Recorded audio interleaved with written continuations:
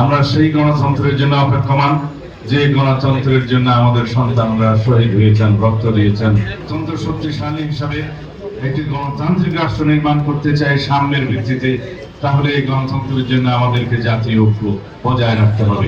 তিনি জীবনের চড়াই উতরাই পেরিয়ে গণতন্ত্রের জন্য সংগ্রাম করতে করতে আজও আমাদের মাঝে বাংলাদেশের মানুষের জন্য আলো দিশারি পেয়ে তিনি বেঁচে আছেন।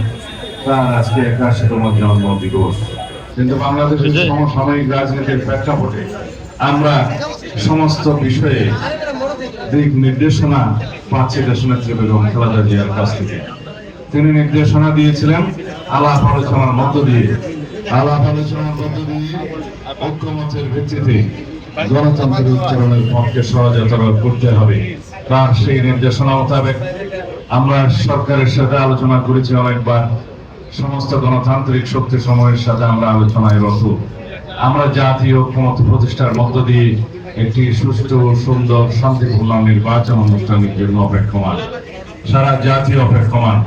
আমরা সেই গণতন্ত্রের জন্য অপেক্ষমান যে গণতন্ত্রের জন্য আমাদের সন্তানরা শহীদ হয়েছেন, রক্ত দিয়েছেন, পঙ্গুত্ব বরণ করেছেন, অন্ধত্ব বরণ করেছেন। আমরা অবিরাম 16-17 বছরের গণতান্ত্রিক সংগ্রাম করেছি। সেই গণতন্ত্রের জন্য আমরা অপেক্ষমান।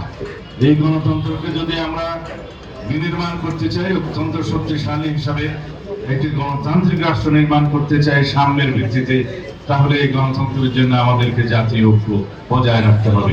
ফ্যাসিবাদ বিরোধী যে জাতীয় ঐক্য প্রতিষ্ঠিত হয়েছে, সেই জাতীয় ঐক্যকে শক্তিতে পরিণত করতে হবে। আজকে যারা গণতন্ত্রের বিরুদ্ধে বিভিন্ন রকমের বক্তব্যের মধ্য দিয়ে নির্বাচনের বিষয়ে শঙ্কা প্রকাশ করছে, তারা গণতন্ত্রের পক্ষে শক্তি নয়। RICL TMX, যুগের পর যুগ স্থাপনা থাকে মজবুত। তারা বাংলাদেশের মানুষের পক্ষের শক্তি নয়।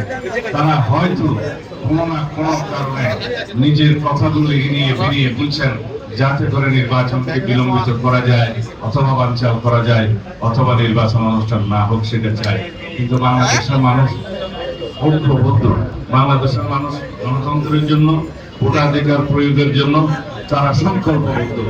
এর বিপক্ষে যারাই দিবে কোন ধরনের বক্তব্য, যারাই বিভিন্ন রকমের কুযুক্তি উত্থাপন করে গণতন্ত্রের এই যাত্রাপথে কণ্ঠকাঠিন্য করতে চাইবে, তাদের বিরুদ্ধে বাংলাদেশের জনগণ রুখে দাঁড়াবে।